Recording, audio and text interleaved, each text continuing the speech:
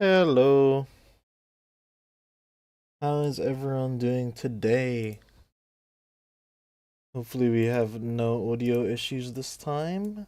Um, yeah, honestly, quite a light chapter, so I wasn't too, eager to get on it the day it came out.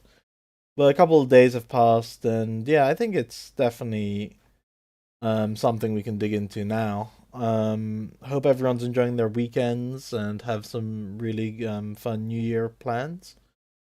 Um, Obviously, the first thing we're going to be looking at in this reaction is the cover of Shonen Jump, which is celebrating 2026 with everyone in their yukatas going to a traditional New Year's festival. I mean, it's pretty cute. I always think that some of these covers just don't come together.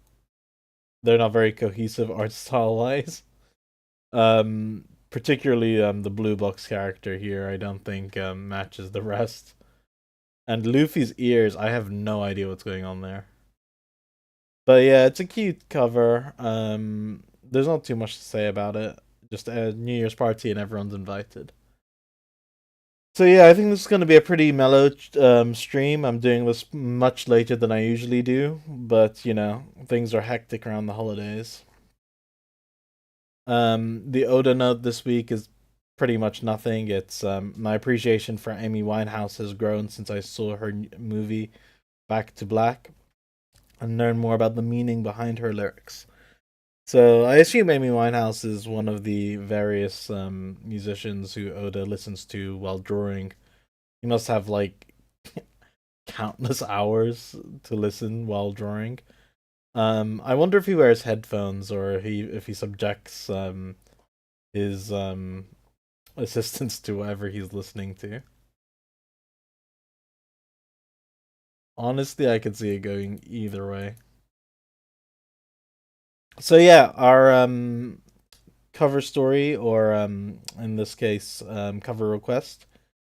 It's by 420 Ian, so I guess someone's got high when they suggested this. We've got Jinbei as a ticket clerk for an eel train serving bentos. And the Japanese here is actually just eel bentos. So I guess they're eating eel on the eel train. The only real interesting thing to note here is that everyone but Jinbei is chibified, with the exception of Robin, who is about 10 years older. To be fair, those are some really tight shorts. Though, what the heck is going on here? But yeah, they seem to be all ready for a trip with their bento boxes, and it's pretty cute. Um, yeah, honestly, I don't know if there's too much to say here. I mean, I was trying to see if there was any interesting aspects. Chopper here is obviously a regular reindeer, which is kind of weird. We only see him from behind. Nami has pigtails, which we don't see her as a little girl rocking, but it reminds me a lot of her Skypiea hairdo. Um, Zoro seems to be in his gi from the dojo. We don't really get to see Sanji much. This is incredibly sketchy artwork, so there's not too much to dig into, but I do appreciate that when Oda gets these requests, he tries to add a bit of flavor into them and a bit of personality beyond what's actually just written there. Sometimes the requests are completely different from what he ends up drawing, by the way. It hasn't happened for a while, but yeah. I think the only other interesting thing I'll note here is that we've got a 10 here on top of the eel. And as all of you mega nerds know, 10 is Jinbei's Straw Hat number. So yeah, let's get right into this. The hammer sneak attack. And yeah, we've got the hammer crashing past Loki, crashing into a column. And Loki's like, "Bastard, who threw that hammer? Come on out." So I actually thought that Loki was aware that he was being attacked by just a hammer last chapter, because he was like, "What the hell's going on?" But this chapter he seems a lot more like, there has to be someone behind this attack, and so he's looking for it, but there's no one around. So he's like, there has to be someone here. Whatever, I've got to eat the fruit. So he goes on to eat it, and we get these curious sounds from the hammer: chitter, chitter, chitter, squeak, squeak, and the cracking of the floor as the hammer approaches. And yeah, maybe the squeaking and the chittering might give it away too much, but there's something unusual about Ragnir here. And I don't know how much there is to discuss about it, so I'm gonna hold off for a bit. But obviously, this is a living weapon. Like we've seen living weapons before, and they're always devil fruits. So I'm not sure why I didn't see it coming for Ragnir. I guess I just thought that it would be, enchanted like Mjolnir usually is in Norse mythology and is alive in that way. But it seems Oda wants a level of consistency when it comes to living weapons, where like they're only alive if they've got the spirit of his own in them. Um, but I'm curious if it's an animal that ate the hammer fruit or if it's a hammer that ate the an animal fruit. And given its age, I actually think it's probably an animal that ate the hammer fruit. Because we know that Vegapunk is the one who developed the weapon eating technology, and I don't think Vegapunk would have been around to like, even if we presume ancient civilization stuff, I don't think that it is a hammer that ate a devil fruit. I think it's a animal that ate the hammer fruit. But we'll get into that in a second. Loki is obviously dodging the castle falling to bits. Whoa, you've got to be kidding me. There's no way it's that heavy. Yeah, Loki, I really don't know. I think it actually is that heavy. What the hell is going on? Is the castle just so old and decrepit it's falling apart? I mean, I hope not. I mean, it would be less impressive for this massive boost you're about to get if it was just the castle sucks, you know? Um, I genuinely hope this is just cope from Loki and the hammer is doing all this damage. Anyway, your efforts are futile, Loki. Generations of rulers have watched over that devil fruit. Yet for centuries it has gone uneaten, not by choice, but because no one could eat it. Ragnir simply hasn't deemed anyone worthy. Now, I'd be remiss to say if like the Japanese explicitly is like ja- um Ragnir has not acknowledged anyone. You're guessing it's ancient tech, Carl? I mean, I suppose it could be, but I just feel like when we've got a mythological setting, it just makes more sense for a animal companion. But we'll get into it in a second. We'll get into it in a second. The reveal is there. Not much happens in this chapter, to be honest. Um, but yeah, the Japanese here is that Ragnir would not acknowledge anyone. Which is the same thing as worthiness, but I had a bit of a conversation with someone about it. Because like worthy, you kind of assume it might mean characteristics, but I think that applies to anything, strength or like whether or not your personality is worthy. So I'm 99% sure Viz will go with worthy as well. Anyway, Harold very confidently is like, but with my current strength, which implies that he was not strong enough to beat this hammer and claim the fruit beforehand.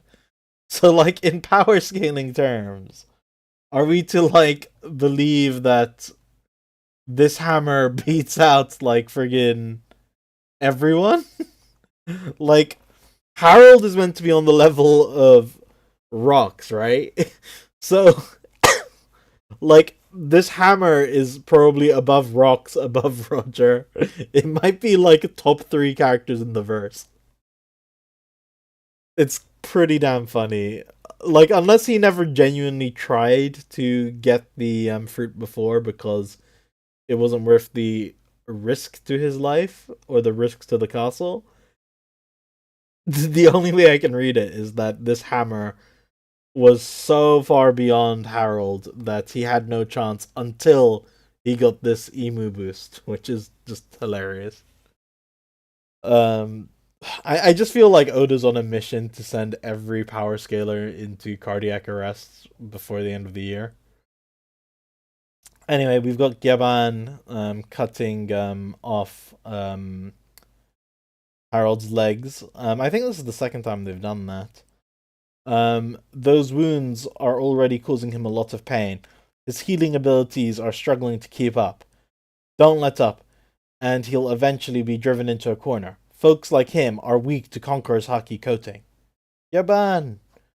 I hate this weakness for friggin' the Emu Acolytes.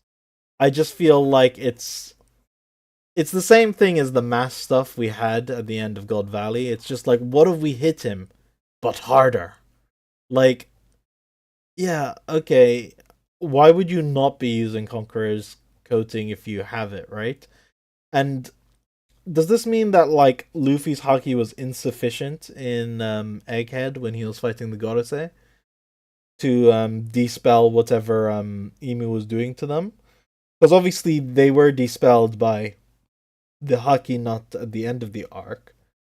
But Luffy's attacks didn't seem to do any lasting damage to them. So I wonder if, like, it's just gonna be a question of mass again, and Luffy hasn't put in enough haki into it. In which case, like, I just feel like this is Oda's last chance to have really fleshed out the power system and introduce a set of weaknesses and counters within it. And he's kind of just opted for it to be the most generic thing he could have, because with Conqueror's coating, it just feels like, because it's a natural born ability, right? It's not something which you can develop. So you have to already have Conqueror's Haki, and then you have to use it like you would Armament Haki. It just feels like it's like a natural, like how do I want to put this? I want to put like, in a video game where you have something like advancement gates and you can't proceed to past a certain point unless you have a certain item, and the item like changes nothing about you, it just says that you are like more qualified. It just feels like one of those item gates. Like nothing has actually changed in the way we're attacking. We're just, we've hit another checkbox, and the game has acknowledged, okay, we've got a fully powered up Master Sword, so now we can arbitrarily hurt them. It it's unfortunate because I was hoping that like other characters could fight the Gods Knights, but this drastically limits who can fight them. Yeah, roadblocks. Cause like now, like we're limited to just Zoro and Luffy in the Straw Hats. Maybe Sanji if Oda wants to really piss me off. And what? Kid from like Kid's already knocked out. God, who are the Conqueror's Haki users?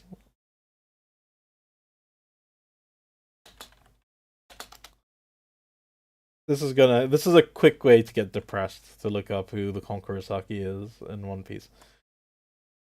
So we can assume like a lot of these guys will be who's fighting the God Knights at the end of the series. Let me get this crap off the screen. Okay. So Shanks is definitely gonna fight someone, right? Shanks is gonna fight Shamrock or someone, right? Whether he survives or not past the end of the series, cool. Luffy, okay, goes without saying. Zoro goes without saying. Rayleigh, the man is retired. I don't think he's gonna be around to fight a friggin' God Knight. Hancock, yeah, okay, she could probably fight someone. Especially if they introduce another woman. Lin Lin and Kaido, they're not coming back to be allies, if they're coming back at all. Sengoku is not going to be our ally. Garp, I think he's retired, just like Rayleigh. Geez, I actually don't know whether I agree with the Gorosei having conquerors, because I know that it's said, but I think that's actually just Emu's conquerors being channeled through them. Yaban again, like, okay, so Yamato. Like, are these our candidates for fighting the God Knights at the end of the series? Really? Luffy, Zoro, Yamato? Is Katakuri gonna turn face? Is Kid coming back? is like, oh my god, it's just, this is a depressing list. By the way, one of these things is not like the other. One of these things just doesn't belong. If you can say which one of these things is not like the other before I finish my song. Why? Like, I thought that at Dressrosa, Conqueror's Haki was becoming less exclusive of an ability. But the fact that Chinjiao is still on this list with all these legends and end series characters is so funny to me. Like, Chinjiao, low key, has to scale up there with Rox, Roger, Garp, and the fucking hammer from this arc. Like, you could legit make a proper scaling tier list with the hammer and Chinjiao in the top 10, and I wouldn't question you.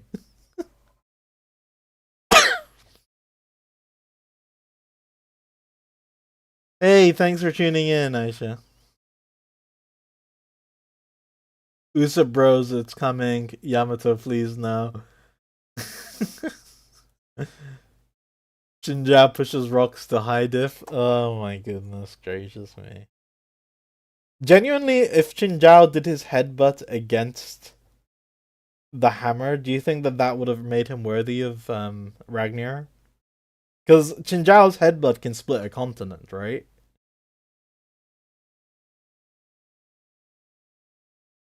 I genuinely think it probably would have beaten Ragnar.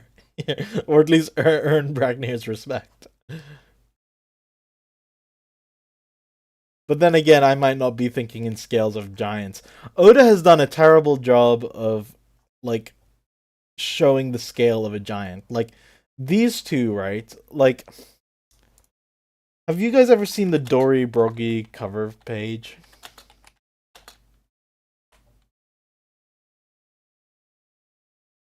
Look at the scale of them here.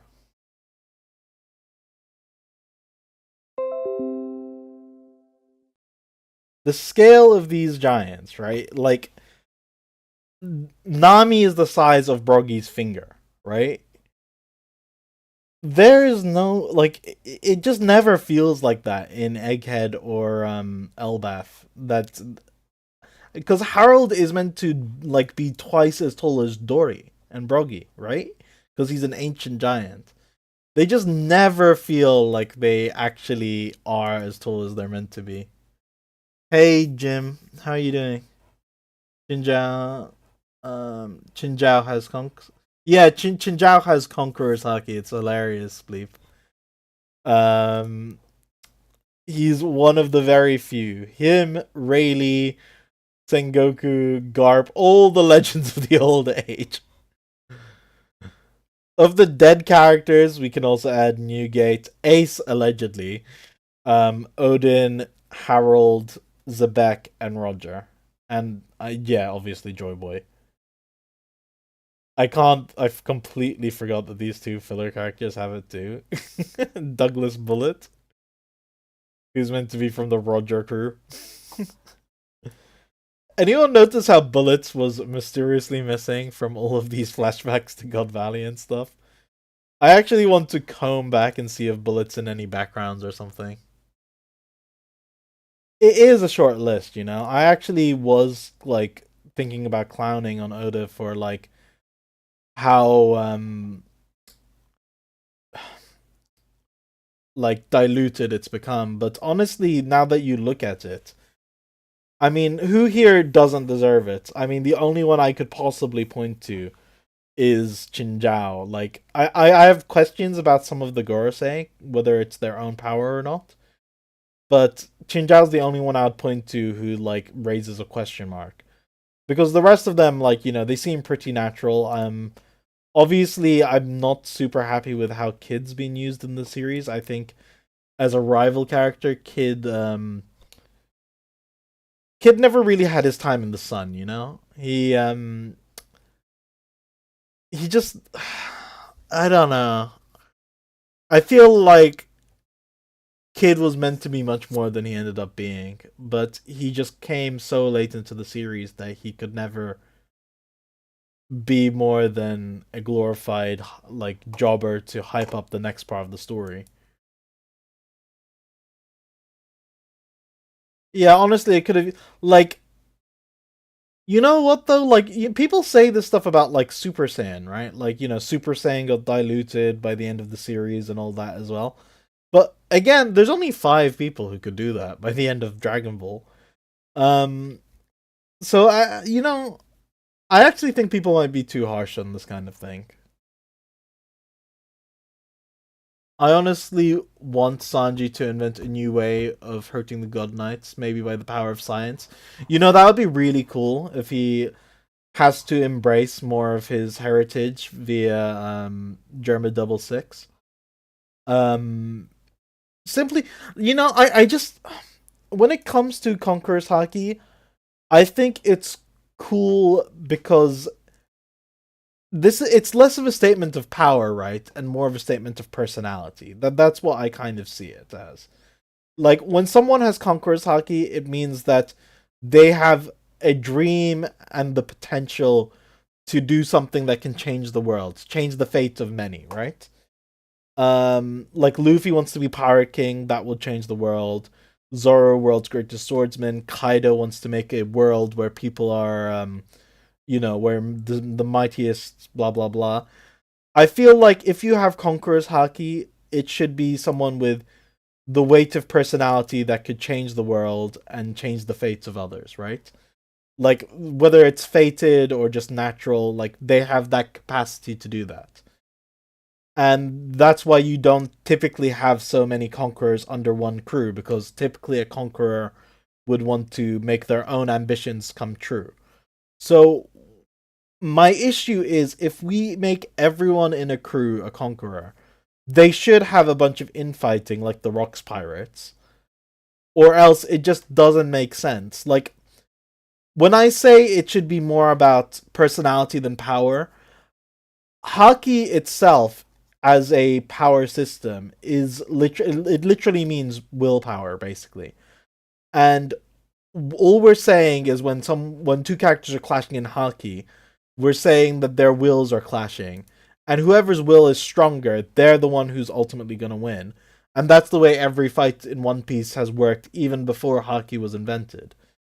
Um but when Haki is being used to like override Emu's like immortality or something, I just see that as the mechanic of that just being that like when Joy Boy's knot came loose on Emeth, I see that as Joy Boy's will superseding Emu's will and dispelling um all of Emu's current Haki magic or whatever in the area. So that's how I want to see it. Like when someone's using conquerors, I don't want to see it as, oh, he's got like 5 billion Doriki, so he's gonna win. I see it as like his willpower is overwhelming to the point where you can't win just off of Hack's Haki magic, right? Like that gets cancelled out, and then the real battle can begin from there. And so I don't want Sanji to have Conqueror's Haki just because I don't think it fits his personality. I think he's more of a follower. And this isn't a comment on like who I prefer, Zoro or Sanji. For much of the series, I do prefer Sanji. Until he starts getting a bit weird. Um, but like Zoro just isn't the kind of person who would normally follow someone. The only reason he does is because Luffy forced him into it, right?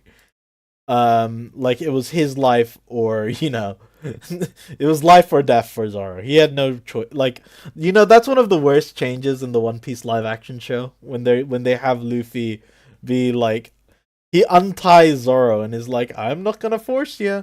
You can do whatever you want, but aren't you tired of working alone? It's just like I think it is important for Zoro to initially be forced into it. Um Obviously like Zoro at this point now like wants Luffy to be Pirate King, like it's his second dream. But like I actually think it's important for a character like Zoro to be forced into it. And you don't get that with Sanji. Like, Sanji is someone who was always indebted to someone else, is always prioritizing other people. He prioritizes all the female members of the crew above himself. He prioritized getting Zeph's restaurant off the ground. He's a very kind character, and I just don't see. I don't feel like he should have Conqueror's Haki. Like, I feel like it goes against his character. But, you know, if it's gonna be a necessity to hit, like, to attack like one of the god's knights, I mean, Oda almost has no choice but to give it to the top three fighters in the Straw Hats.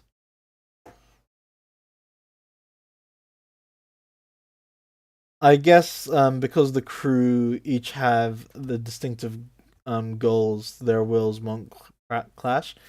I mean, I guess, Carl. I just I would rather it be nice and neat. Like, you know, two, three members having Conqueror's Haki, okay. But when it becomes a requirement that everyone needs just to be in the final fight, it's more questionable. Have I read Rosengarten Saga? No, I have not. What even is that? I've it's so rare that someone mentions a series which I've not even heard of. This is safe for work, right? You get me banned off YouTube and I'm like, I'm coming to your house.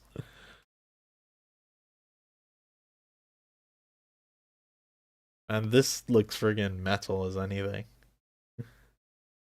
Oh, I just realized this is a man on the left and this is a woman on the right. Why'd you bring it up?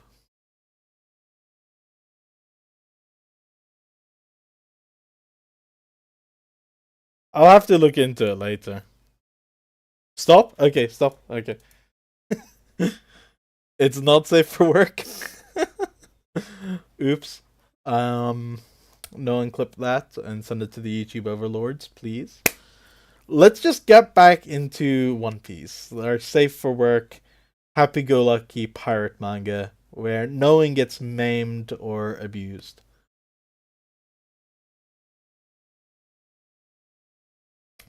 Yeah, I don't know how that relates to, like, that manga relates to what we're talking about, but I am you see, I'm always upset when I go to a Discord and they're like, you can't compare series, because I'm always like, I kind of want to. I want to compare, like, when Naruto uses undead characters, and when, like, One Piece uses undead characters, and when certain tropes, like, are used between different series, because in a sense, all of these series are kind of iterative. Like, yes, this, like, One Piece is a series that stands on its own, right? But it's also a series that's forwarding Shonen Jump as a compilation of manga that's been running throughout the years, and, like, each time a series ends, something else, like, takes, like, its place, and there's always, like, a handover, and, like, you can really feel when you're reading, like, certain Jump series, the Jump formula that's been refined over the years coming through. Because it's just something which they've worked out over the course of many series. Because they share editing staffs and all that between series and all that, so there's a clear evolution. So I just think it limits conversation when you don't talk about how certain series can influence other series.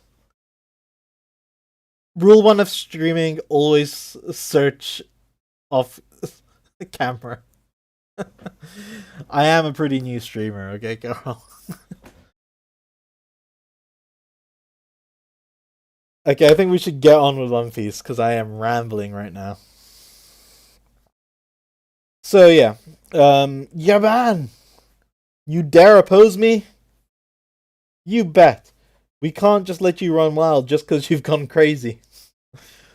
Just imagine if they, like, let him go run wild just out of pity because oh, he's crazy, he can't help himself. Yaban-san, you're familiar with the weaknesses of the God Knights? I can't remember how many times they tried to take you back. That red haired boy, we know you have him. He looks just like our captain's son. hand him over.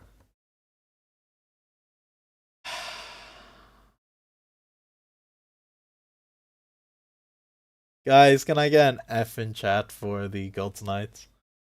Because this is the nail in the coffin. Usually, I'm not that down on how Oda portrays characters strength wise. I actually like people said that the Gorosei looked bad after Egghead, and I actually disagree because they're facing Luffy, who's got like this mythical fruit, and they aren't they weren't there to like wipe out the Straw Hats. They were there to prevent the broadcast, and whatever we think, they did do it eventually. Um, and I just feel like it's a showcase, like those kinds of showcases. It doesn't like when a strong character has a bad showing against an even stronger character. I don't see that as a bad thing. But when they are jobbed off screen as a matter of routine, like the way friggin' Gavan is talking about it, it's like this happened every other week. And like whenever like someone was on babysitting duty for Shanks, it like they had a rota or something. It's like, oh, it's your week to take care of the Gods Knights if they come for Shanks, you know? Like, oh, but I had to change like they're like diaper duty, right? When you've got parents on diaper duty and other things, it just seems like they're making the God's Night seem like a friggin' chore which they had to get through. And that's just depressing, man. Like whoever these are, like even if it's not the top tier like Garling or whoever, it's depressing. Like, why couldn't this be Cypherpole Oda? Why could this not be anyone but the Gods Knights? Why did they have to come in first and be wiped out as a matter of routine by the Roger Pirates to the point where over the course of fucking 20, like, wait, okay, how old is Shanks by the time Roger dies? Over the course of 14, 13 years, Shanks doesn't even remember them trying to collect him. That's how bad they are. That's how bad they are. Baby Shanks, childhood Shanks, just doesn't even notice any of the like attacks from them or anything. It's atrocious. It's atrocious. They couldn't look. Like, am I making sense? They were so such a non-factor. Like, and what he says here is even more egregious because like in Japanese there's no pronouns, so we don't know. Okay, it could have been back then I sliced them up and I sent them packing. Like it was Giban alone each time when it happened. Or it could be we sliced them up and we sent them packing, but he makes no indication that he's switching to the whole crew. Like I think even this translation is being generous because I like we had it as I'd slice them up and we'd send them packing. Like it could be either, but like there's no indication that we're switching subject here. Like genuinely, it could just be Givan sending them packing each time. It's pathetic. It's just a matter of routine. They're just jobbers to be sent packing each week. It's like, come on, Oda. Like it's like Oda has a really easy job when it comes to introducing new characters because we are so ready to hype up characters and get excited for their matchups and strength, right?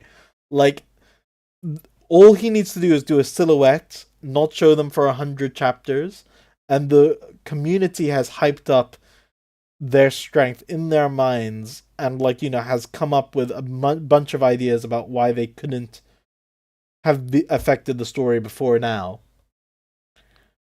But like it's kind of like the more you reveal, the more you ruin the magic. Like, yeah, Team Rocket, exactly. It's unnecessary. This could have been Cypherpole trying to take them back. This could have been anyone else. It's not because like I have stocks in the Gods Knights being strong. Like obviously I know that these guys will be jobbed out no matter what arc we fight them in ultimately.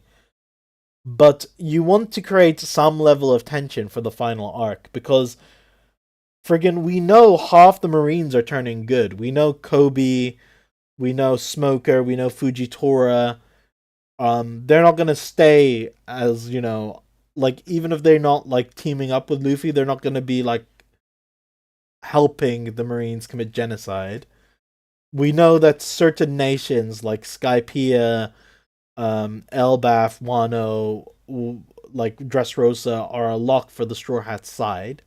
Maybe something like Arabasta could be manipulated via the news because, the revolutionaries killed Cobra. That's another.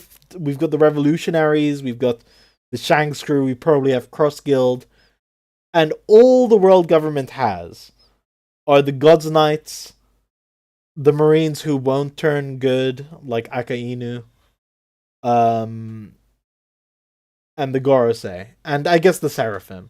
Now, whatever York cooks up, that's a very small force, and it's hard to feel intimidated by that. So, whatever we have left, you have to make them seem absolutely invincible until the moment where we're actually gonna fight them. But the fact that like Yaban is talking about even if these like previous generation God Knights sucked, right?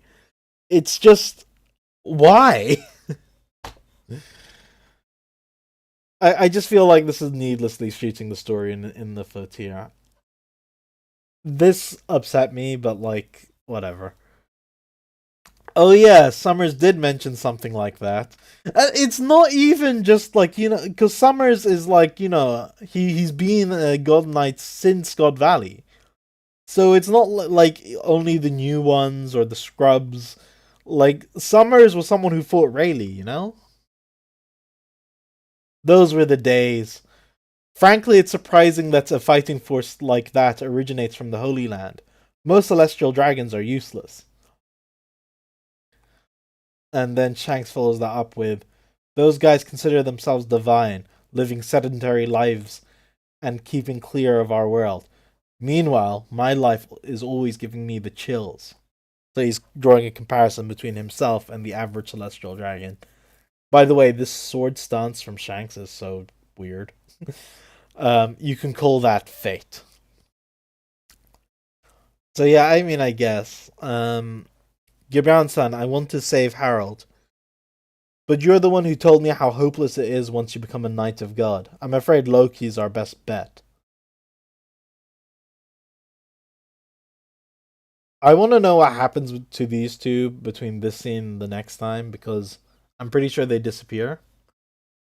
Um, I guess we'll discuss it in a second. Don't make me repeat myself. Move it, Hammer. And we've got some wheezing sounds from Loki. You're basically the National Treasure's guardian.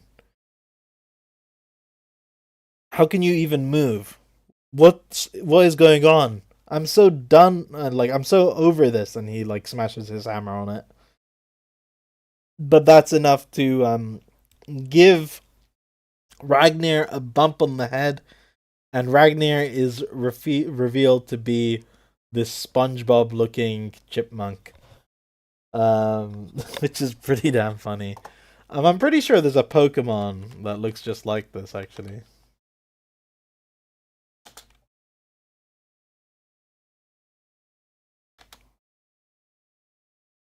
Yeah, it's this. This is friggin' Ragnar. He's a Greedent. Am I wrong? What do we guys think of Ragnar being a squirrel?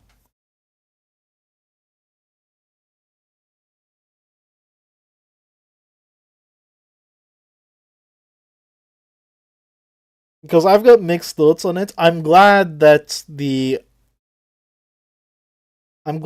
fruit itself isn't related to the hammer. The hammer is just guarding the fruit. And the fact that the hammer has a fruit itself is whatever. I don't really care that much.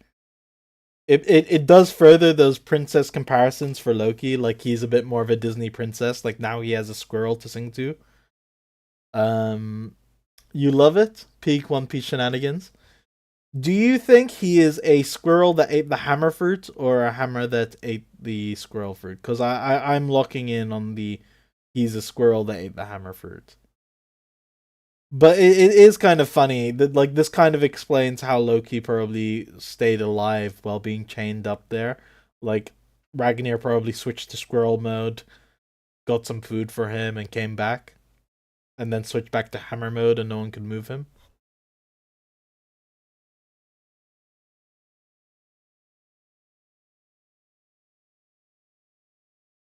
Ratos Sukur, the Viking squirrel god or something. I actually don't know this. Yo, this is actually a thing.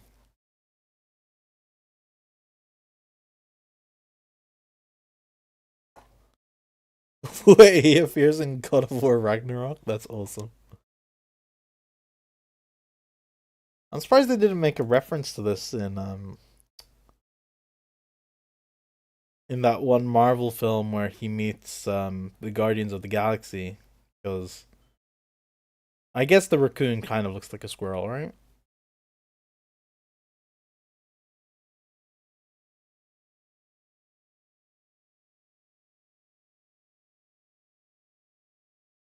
You think it's the old tech that Vegapunk copied?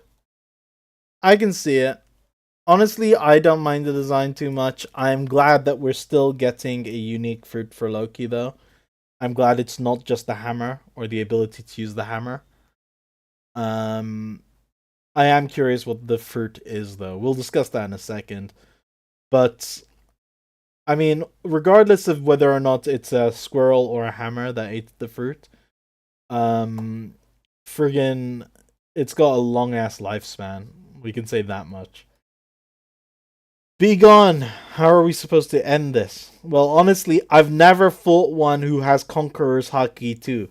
So, okay. As if the previous line from Givan was not bad enough. None of the freaking God's Knights who he's ever fought against had Conqueror's Haki, which means that Garling never came in person. I assume Garling has Conqueror's Haki because Shamrock and Shanks do. Or, like, but regardless, it means okay. It confirms that Summers definitely doesn't. Um, and like you would think that like since it is their weakness, Emu would scout people with Conqueror's Haki to be God's Knights. I mean, maybe he did. Maybe that's the like he tried to get Harold, obviously. Well, he got Harold. Um, and I maybe that's where Big Mom and Kaido were going to fit in. Maybe they were going to become God's Knights if they weren't, if they didn't escape. Um, because we always assumed that Cypherpole agent for Big Mom or something.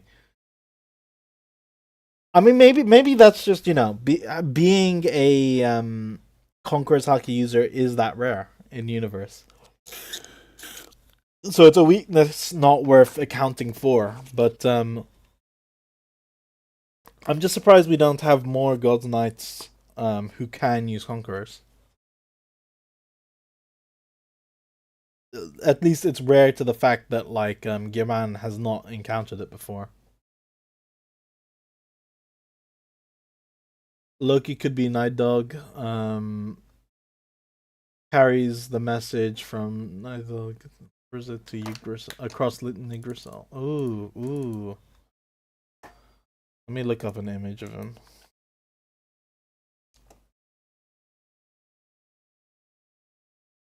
Yeah, you know what? I like this a lot more than him just being Fenrir. I feel like we've I feel like this being has come up before, hasn't it? Like related to the Red Lion. Has it not come up before? Like the serpent? Oh, it's one of the dreams from the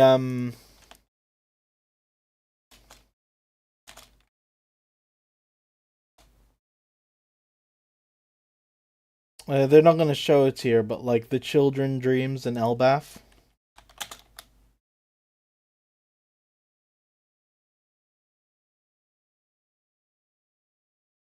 It's one of the nightmares which the children has.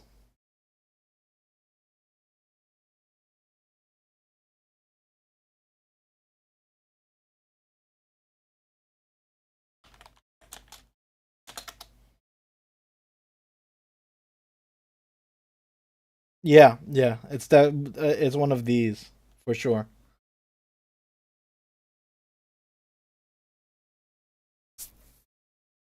Little Garden has mentioned the red serpent. What chapter was this? Does anyone remember?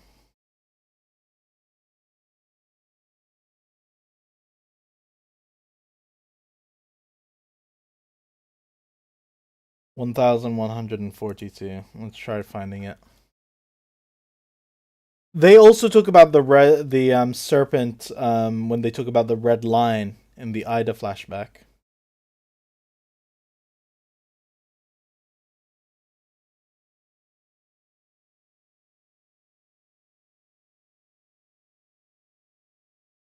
Yeah, here. Nidohog, whatever. It's one of the children. Like it's one of the things which they're scared of.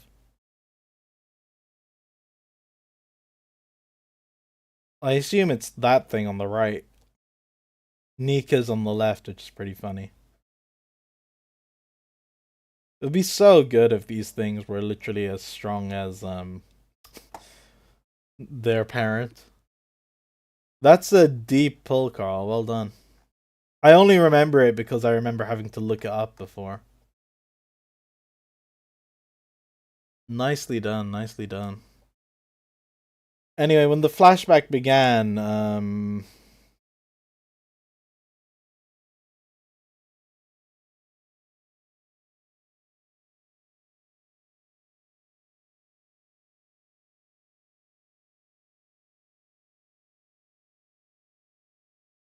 yeah, we get this dialogue between Ida and Harold. I was born in Samuanai, in the South Blue. One thing led to another, and I ended up on these seas. You went over the blood-soaked serpent. Are you talking about the red line? So that's what they call the red line in that's what they call the red line in Elbaf. So maybe like it would make sense if Loki's fruit is related to the red line in some way because obviously it's one of the two which Zebek wanted, and destroying the red line is obviously one of the prerequisites to accomplishing One Piece and whatever Joy Boy wanted, so that the oceans can meet again, so that the whales will be happy, and blah blah blah blah blah. We've got into it before, but I think that that's pretty strong. Like maybe Loki's fruit is responsible for the red line going up. Maybe it is this thing. It's all coming together. Would make sense if a kid got scared by Loki. Yeah.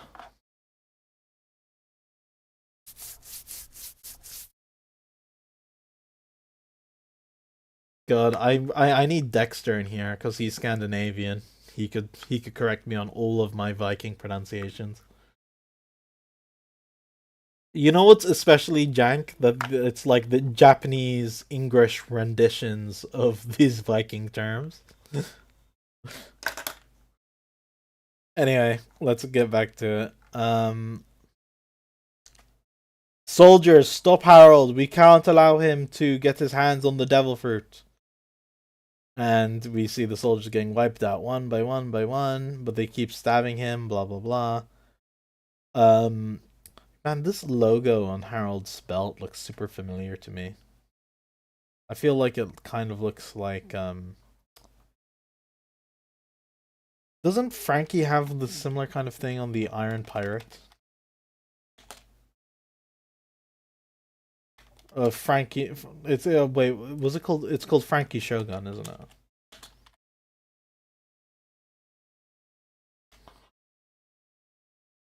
Wait, Frankie Sean. What the hell, Google? Shogun. Oh no, it doesn't quite look like that. I feel like I've seen that exact logo somewhere else though. Oh, it'll probably come to me later. Anyway, we see it's pretty cute. The chipmunk is doing Ragnar is doing the kind of bow which all of the kung fu dugongs do when they like acknowledge Luffy. The devil fruit's pretty small in Loki's hand, but it almost looks human sized to be honest. Um, but he eats it in one bite, and he starts to get claws and spikes out. So I could see it being reptilian, but it all depends on whether Loki is entering a hybrid form or if he's entering the full transformation here. Because if it's full transformation, then it's less likely to be a serpent. Anyway, we see Harold killing soldier after soldier here, and he says, "Did you eat it, Loki?" And we get to see Harold fighting a silhouette because apparently it's too early in One Piece to be showing what Loki's fruit looks like. Show me its legendary power. And Harold gets cleaved in the face and in the side, but it grows back. And we get to see the shadow of Loki with horns, which we don't like. We shouldn't assume that the horns are from his transformation because Loki has horns anyway. But he's holding Harold's head in the shadow. Like you can see, it's a pretty cool panel here. We've got the wool and the shadow, and we can see the actual what's going on here. And then Loki turns back to normal and starts to swing the hammer. Huff, huff. I knew it. Loki, you have the blood of a conqueror flowing through inside you. Yeah, and it's damn sure not you, Harold. Maybe it's your grandpa or something, but it like skipped a generation because you're friggin' a pushover. Anyway, Harold has come back to his senses here because Loki destroyed one of the arms, the arm with the mark. So while the arm is reforming, Harold can speak normally, which is something which I actually missed the first time I read it, but I noticed it when a friend saw it. Yeah, Shanks and Giban went out for a smoke, bleep. I don't know why. Like, literally, I have no idea where Shanks and Giban went. They went for a smoke break or something. They're like, oh, Loki's our only hope, but we're not gonna sit there and watch it. Yeah, it feels like a montage page. Oda, I sometimes feel like Oda just knows that the anime is gonna fill in the gaps of the epic fights for him. Huff, hey, you've come back to your senses? Then it won't last, Cuff. Don't drop your guard. Look around. I'm beyond redemption anyway. You were being controlled, weren't you? And we see Loki's got a slight sniffle here. Not quite. It's more like that thing is influencing my thoughts. I started to consider myself a god. So this is interesting confirmation. Emu isn't literally puppeteering everything going on. He probably can't even perceive Harold's point of view at the moment. So maybe Emu is unaware that Shanks is there, for example. All that's going on is that Emu can talk at a great distance and give orders, and he can change the way they think about certain things. So he's changed Harold's like priorities and perceptions, and Harold is lucidly aware, like he's losing time, but like his personality, like his core personality alters. Like it's less of a control and more of a corruption. So Harold starts to think like we saw when he was a youth that he used to be like, "Who's your god now?" Blah blah blah. So he's kind of awakening that kind of like dark side of Harold, the side that strives for power and the more compliant side of him, and suppresses the other stuff. So I actually kind of like that more. He's not in direct possession control. I think that might only be reserved for the Gorosei. And for some reason, Gunko. Maybe Gunko has a Abyss contract level. We'll have to see. I don't know if we've ever seen Gunko's tattoo. Wait, it's Shanks holding his head in the panel where it said you're the worst. Yes, that's Shanks. Yeah, Shanks. It's Shanks. And Gaban. He's like a blob, and what's his face? Jorul. Jarul. I think this is Jarul. Um, all in a panel together, but we don't know where they are relative to this conversation. They're probably out on a smoke break. That's my headcanon explanation. But yeah, I mean, like, I guess Harold knocked them loopy briefly. Anyway, so Harold confirms that like he's not being possessed directly. His thoughts have been altered.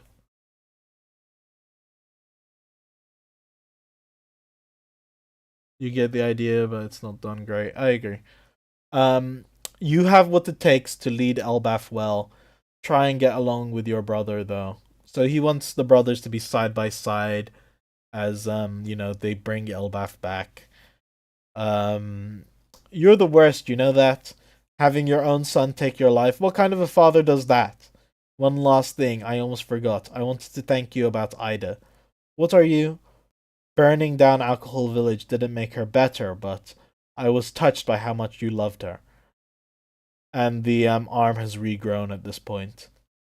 It's so irritating to me that he knows the reason why Loki did the things he did for Alcohol Village, but he never went and visited Loki in the 2-3 years he was locked up, and had a conversation about it.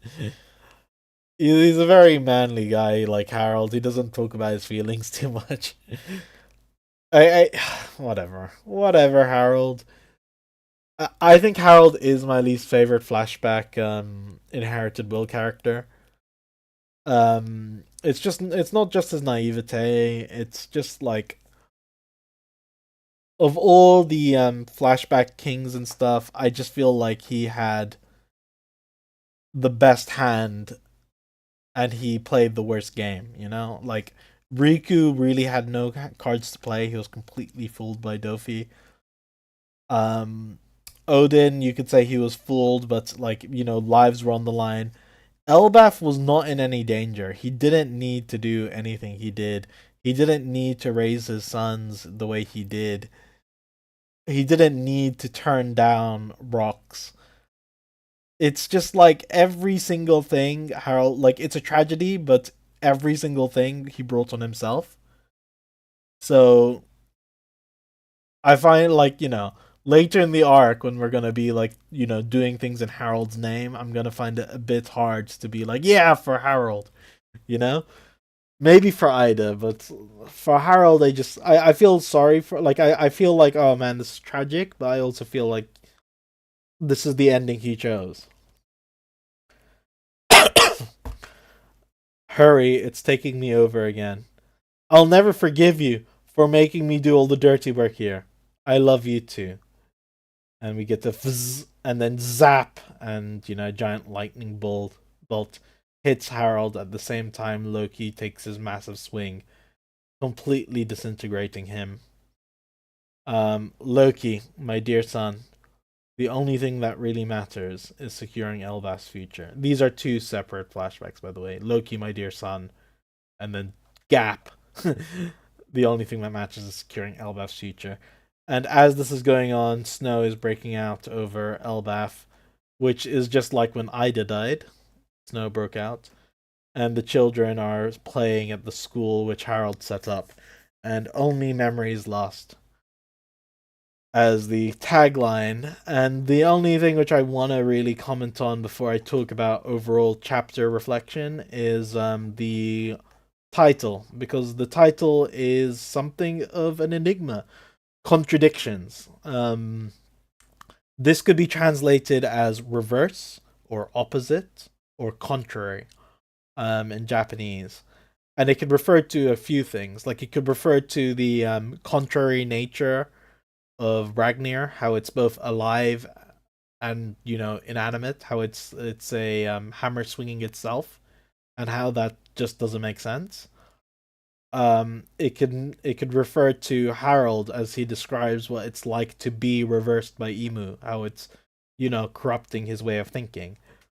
But I think the most valid interpretation of the title "Contradictions" is it's about these final words. Like Loki is saying, "I'll never forgive you," but really he's saying, "I love you."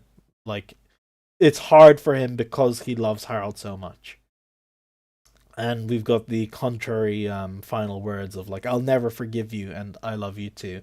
I think that's what Oda was going for. But I always like it when there's a bit of interpretation in the. Sorry for coughing in everyone's ear, by the way. I think I'm losing my voice. But I always like it when Oda leaves a bit of interpretation for the titles. Overall, for me, this chapter is slightly below average. I think the artwork is a bit rough. I feel like rather than a denouement, like built up to the ultimate part of the flashback, this feels like a necessary event that we knew happened. So we're just seeing the event as we knew it, and it's not really.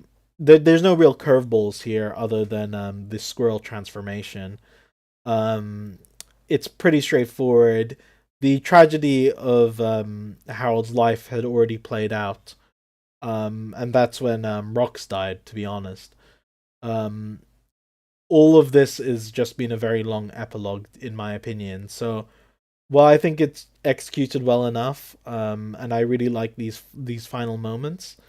To me, I think that as a chapter, this is just it's a necessary piece, but it's not expanding or developing the story in a way that I'm particularly invested in. In fact, I feel like the flashback really needs to start wrapping up in a chapter or two.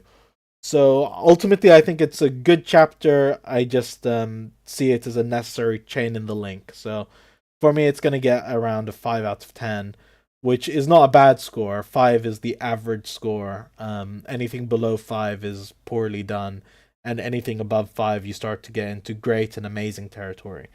So that's the way my scale works. So 5 is a neutral score. And I think that's what the chapter deserves. I think it's a pretty good emotional beat at the end of a road that we all knew we were traveling down. And now that we've traveled down that road, I think we should be getting back to the present story very soon. So, what did you guys think?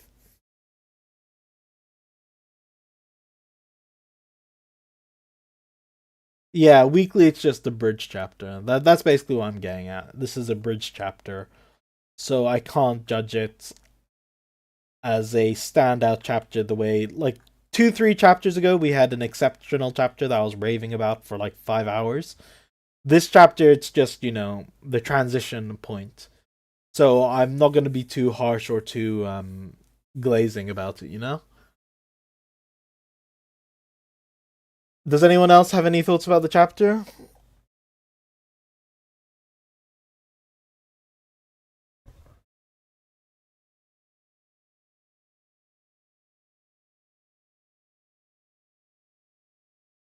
Okay, I think I've read that. Squirrel Bro was peak, lives rent free in my head. For next year, know that. Yeah, as a final chapter of the year, I mean, this year is defined by the rock stuff, but it's good to see the finale for the Harold story come in. It allows next year when we get back to Elbaf proper to feel fresh. Honestly, I still see Elbaf as a shorter arc. I still see it as a Whole Cake Island length arc. So I can't see it going on for more than 20 25 chapters after we return to the present.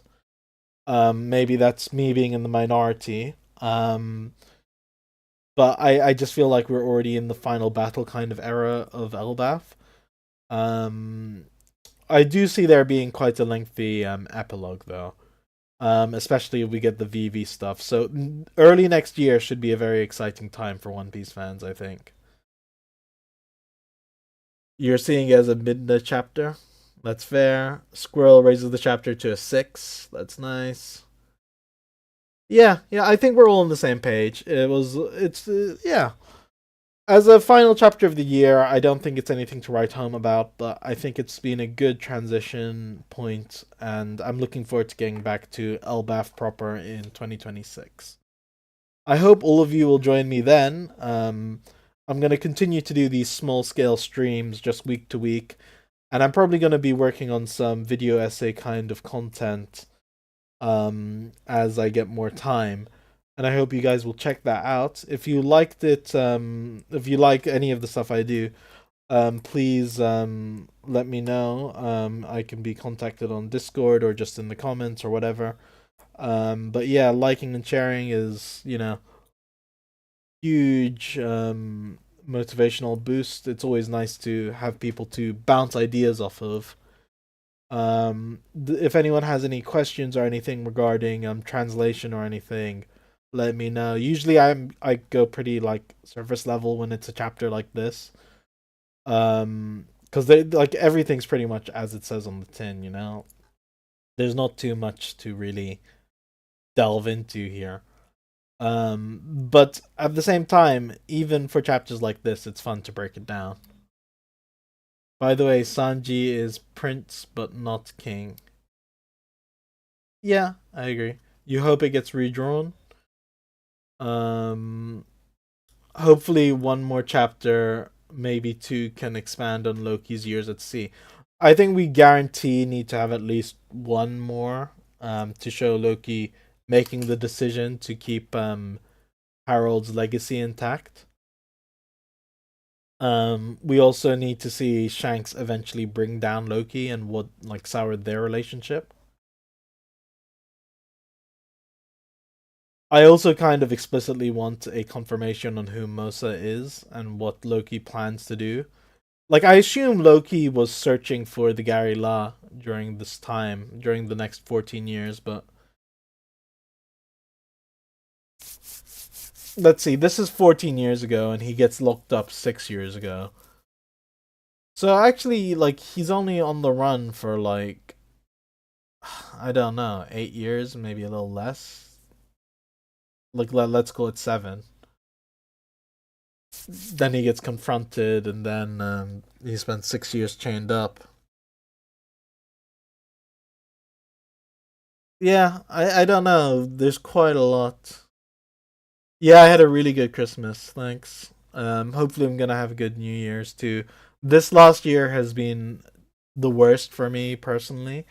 Lost family members, lost friends, um, just lots of crap in my real life. But I'm feeling optimistic about next year. There's a lot of cool opportunities ahead, and I should hopefully have a lot more time to do content. And I've been getting into a good routine with stuff like this, and just in general, I think I've been enjoying things a lot more. So I'm looking forward to 2026. I'm determined to make it a better year than 2025, I think.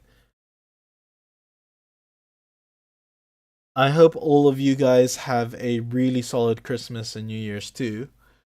Thank you so much for stopping in today.